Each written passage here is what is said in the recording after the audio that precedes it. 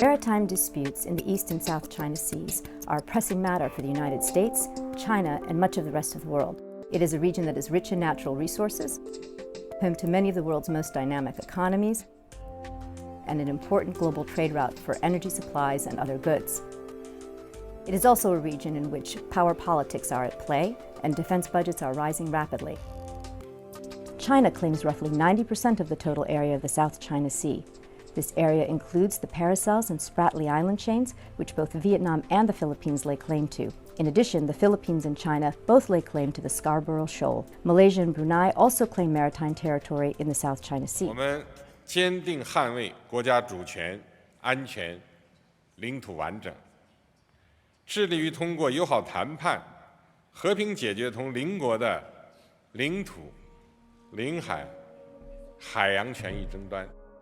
After decades in which the history of this part of the world has been dominated by economic issues, we're beginning to see the reemergence of geopolitical concerns, of competition, of nationalism. And the real question is, can the diplomacy of the Asia-Pacific region handle these new pressures? If we begin to see the tectonic plates really moving, the danger is that 21st century Asia could begin to go the way of 20th century Europe. South China Sea and East China Sea, they are different. For East China Sea, it's more political.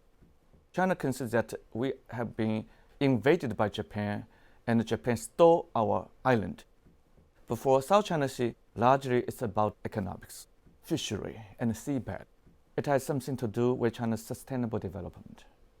So economics empowers China's international status. We're not going to engage in an arms race with them. We're not going to escalate tensions there.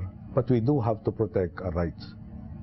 And that has to be very, very clear. We will not be pushed around because we are a tiny state compared to theirs.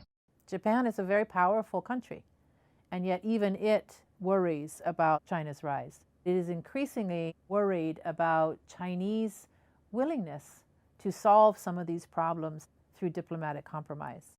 この内閣の下では、国民の生命財産と領土、領海、領空を断固として守り抜いていくことをここに宣言いたします。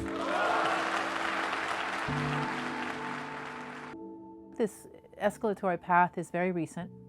It's changed in large part because of popular sensitivities to the sovereignty dispute, some political opportunism on the part of political leaders. But also now you see the Chinese maritime interests in the region are becoming much more active. I think at the heart of this issues are Chinese nationalism and a sense of wounding from the past and the projection forward that as it rises economically, there is a larger place for China in the world and the immediate region around them. But it's not really accepted by many others in Asia. So I think this is creating the overall climate of distrust in which these tensions at sea become much more than just about those little rocks. The United States is turning our attention to the vast potential of the Asia-Pacific region. The Asia-Pacific is critical to achieving my highest priority, and that's creating jobs and opportunity for the American people. I think the United States was eager to re-engage with a region that was so economically dynamic. And at the same time, I think the pivot was really a response to others in the region who called for the United States to reassert its presence in the Asia-Pacific because they were concerned about China's rise. The dilemma facing U.S. foreign policy is nothing short of exquisite. What we have to do is be sufficiently supportive of our friends and allies so they don't go their own way. But we can't be so supportive of them to give them a blank check, so to speak, so they actually then begin to act recklessly.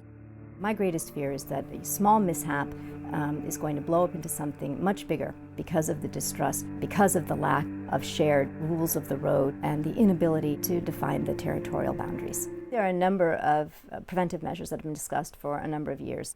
Joint sharing of resources, fisheries or oil and gas, joint military exercises, a multilateral binding code of conduct, and then there's international arbitration. These maritime disputes suggest that China's rise is not going to be without its frictions.